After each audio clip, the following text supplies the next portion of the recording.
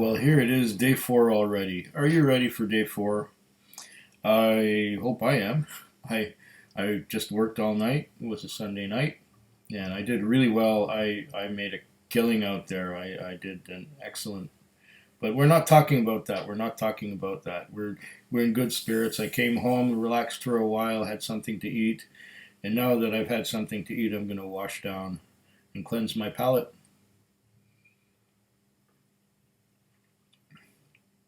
to taste the fourth little bottle from the Secret Spirits Scotch Whisky Advent Calendar 6th edition of 2019, and this is the day 4. Without any further ado and waffling on, I'm going to open it up, get that cap open, pour myself a dram, which will effectively be the whole bottle because the whole bottle is a quake-sized dram. Okay, I'll put the bottle sideways, let it all collect on one side so I can pour the last drops in to this glass. This is from the 2019 Victoria Whiskey Festival. That was the last one I attended back in January. And there's another one coming up. I got tickets for that one already, again in January, but in January of 2020. Looking forward to that event. That's going to be a lot of whiskeys. A lot of new things to try, or at least new things to me. And it's all about trying new things to me. Just about every video I make is about trying something new. Except, of course, if I'm revisiting it and coming back to it to see if it opened up after any appreciable time has passed. Well, let's look at the legs first.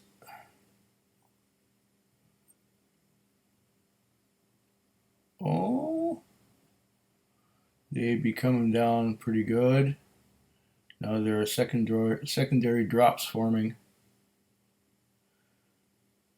They're fairly thickish. And once they get going, they move down okay. They're not holding on too tightly. Hmm.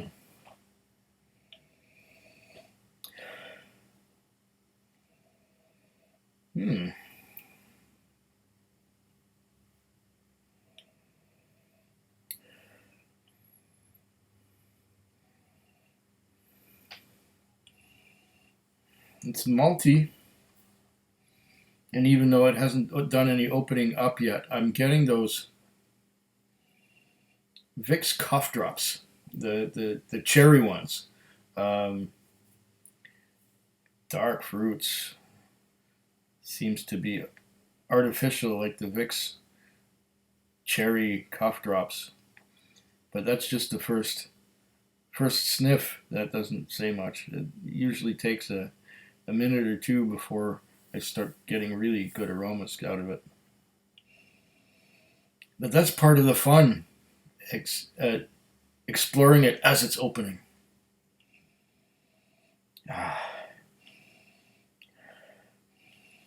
Malty.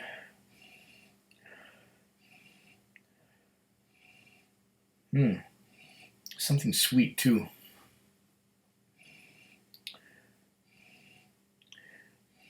There's a sweetness and there's a dark fruits. It's almost like candied dark fruits. Underneath that, there is a maltiness hanging on.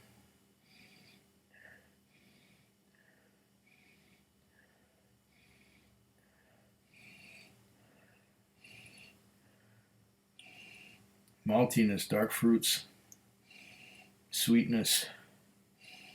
I'm almost pointed towards Pedro Jimenez, but what do I know?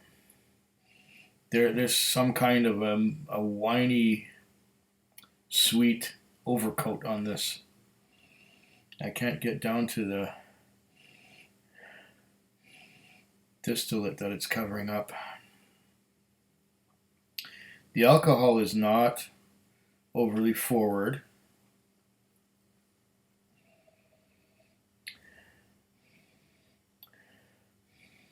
Oh, what's that? I'm getting.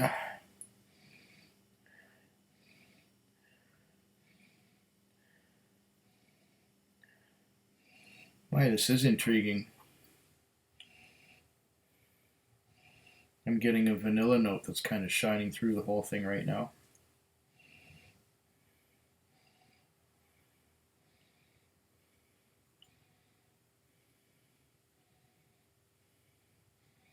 And what is that? I'm sure that if somebody was to tell me that thing that you're smelling is something, I would go, oh, yeah, that's what it is.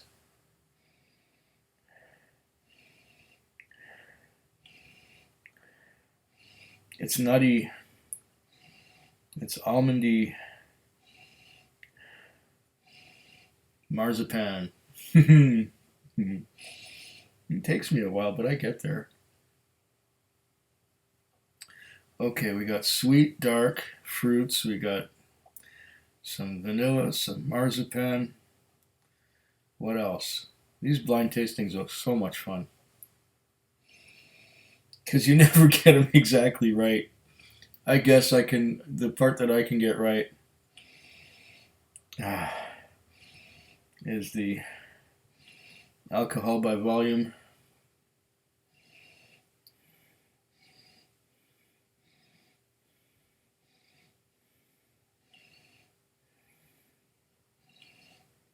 Ah, that almond and sweetness. And going by the color, it's reddish. There is some kind of a wine or sherry cask involved, definitely. I don't know which one, but I'm leaning towards Pedro.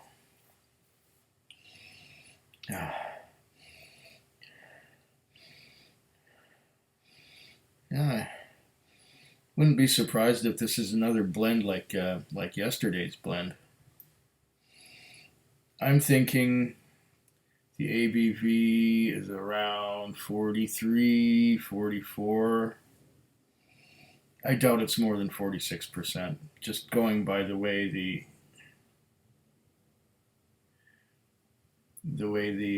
drops are and the way the legs come down the side.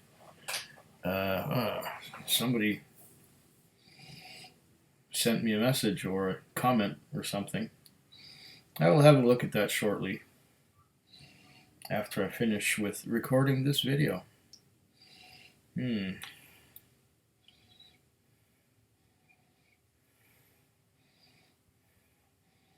was feeling cold and damp this morning, so I didn't take my shirt off. I kept it on after work, although I did undo the necktie and I undid the buttons to make it nice and comfortable. So it's like having a sweater on. These thick winter shirts, I like them. You know,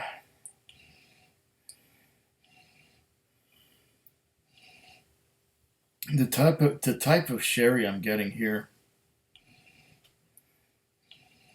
points me the combination of sherry and spirit that I'm getting here is pointing me towards a Glenfarclas, but could I be right 2 years in a row? I don't know. We'll find out. Haven't tasted it yet. Okay, let's taste it now that I've been going on for 9 minutes about the nose. Okay.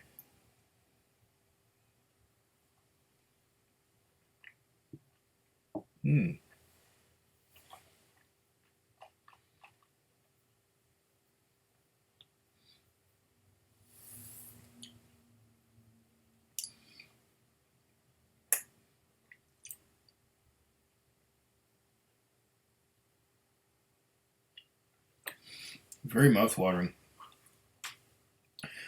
Very mouthwatering. A lot of those dark fruit influences. I'm getting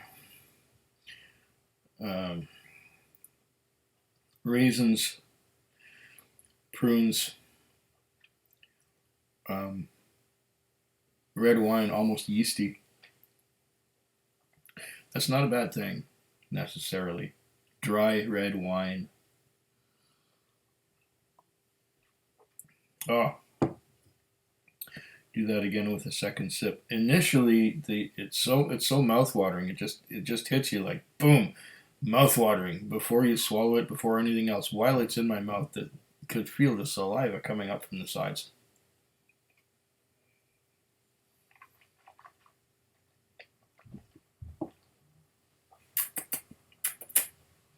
Mm-hmm.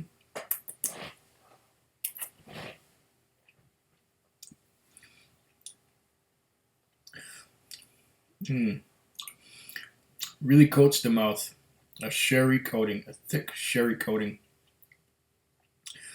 and there's some vanilla in the background, but it's mostly the sherry wine coating. Some caramel under there too. Now that it's getting towards the finish, it's still coating my mouth with that sherry and or wine. Uh, it's just sticking there and sticking there and sticking there, and huh, I could not tell you what whiskey is underneath this finish. This could be an unusual finish for a whiskey that's usually, um, aged possibly in ex bourbon barrels exclusively, and they just had one cask or one vatting, which was aged in sherry. Mm. So it could be a trick. It could be atypical, or the trick could be that it is exactly what it tastes and smells like. They got me guessing. They got me guessing. I like this. This is an interesting mystery, and I can always enjoy the mystery while I'm nosing it and tasting it.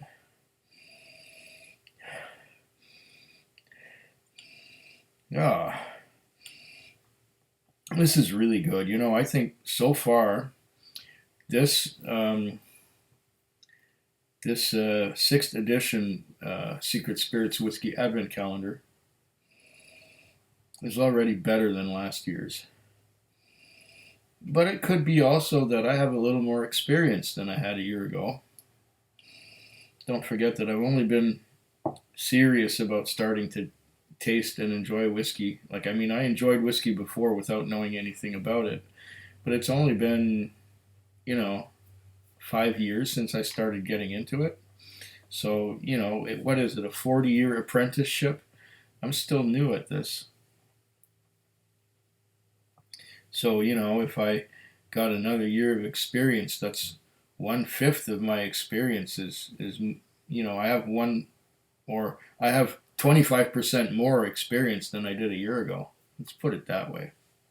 That can say a lot. And maybe I do enjoy a lot more whiskeys because I've tasted a lot more whiskeys, and I have broadened my palate a little bit. I like to think I have. Hmm. Now that I've tasted it, I'm not getting so much on the nose like I was before.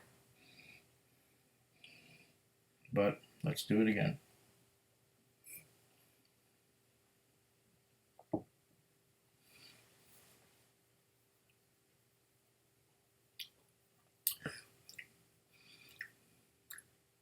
Yeah, it doesn't hit me as hard as it did. I'm getting some chocolate now. It's kind of a dark chocolate note.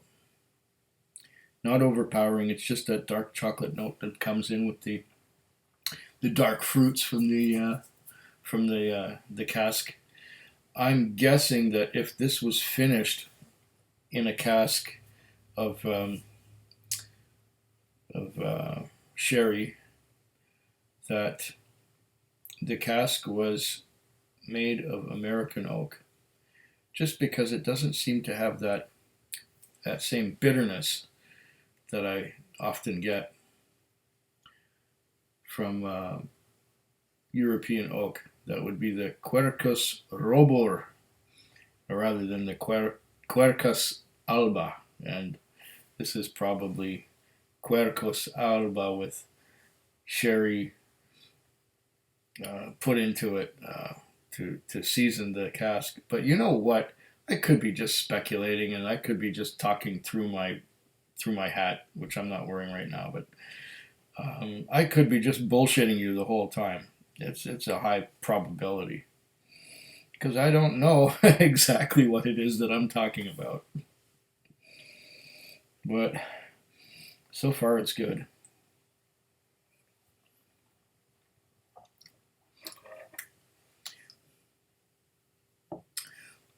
Yeah.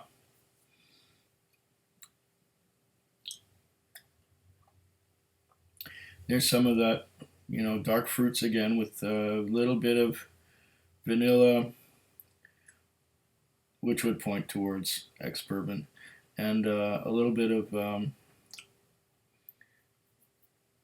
It's surprisingly dry. It smelled sweet at first, but it's quite dry on the palate. Um, I was getting a hint of marzipan on the tip of my tongue too. What I'm going to do is add a little water, see if that does anything to open it up, which I doubt. I don't think this needs water. I think it's low enough ABV around 43. There's a bit of water. See if that does anything. And it's possible that it'll all be gone before I've got to the end. 2 little sips I think I can do like this.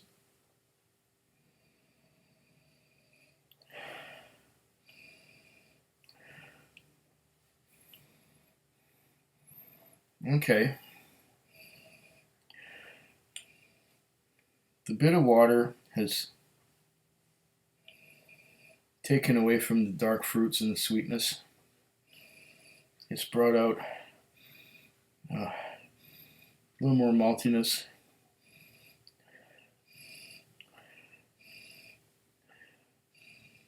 It's brought out a bit of a dill note there.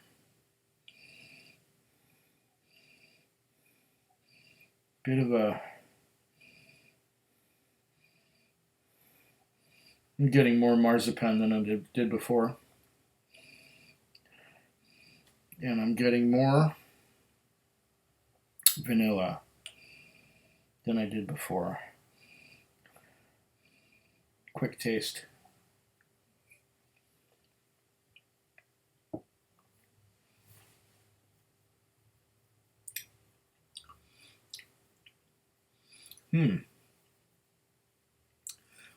Yes, that takes away some of the water, takes away some of the dark fruits, brings out more of the lighter notes of vanilla and marzipan, bit of caramel. But still, there is that sweet sherry that is fading. It's fading nicely. It's still a little sharp on the tip of my tongue. So it's got a good finish. This is a very pleasing high sherry dram. Not that sherry is my area of expertise, but this is very nice, very fine if that's the kind of thing you like.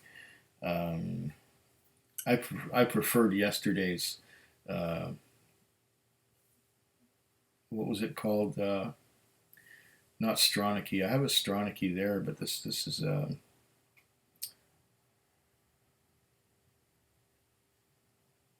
Tor Torwinmore or Torwimore, something like that. Towymore. Lost distilleries that don't no longer exist anymore, but they've been recreated using the blending expertise of the people at the Lost Distillery Company. That's intriguing. I enjoy that. Okay, now that we're coming up to 20 minutes, I'll find out what this is. Okay, it's from Secret Spirits, Burnside 7-year-old blended malt Scotch whiskey. Okay, so Burnside. What does Burnside? Okay, teaspooned cask, distilled in 2011, cask type sherry, region Speyside. Oh, this is a teaspoon cask. So there was a cask of something, possibly, I'm guessing, once again, Glenfarclas, and there was a little teaspoon of something else put into it, which shouldn't change very much, or if at all, the flavor of what's in there. But Burnside 7-year-old, Burnside, who's Burnside? I know there's a Burnside Road, not too far from me over here, but Burnside 7-year-old blended malt from Secret Spirits. You know, I had my suspicions. What was the percentage? Oh, where is the percentage? Yeah. Type sherry. 46.1. 46.1% alcohol by volume.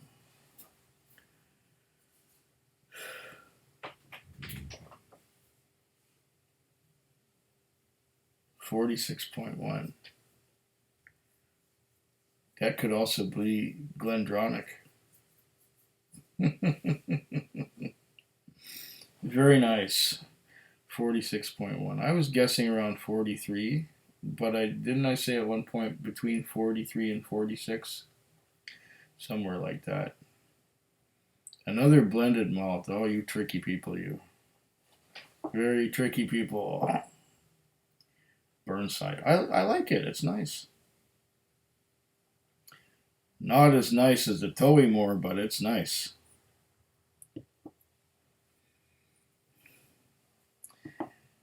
And thank you very much for the experience. Slanchova. Foodquig. Foodquig. Foodquig. Foodquig. Foodquig. Yeah.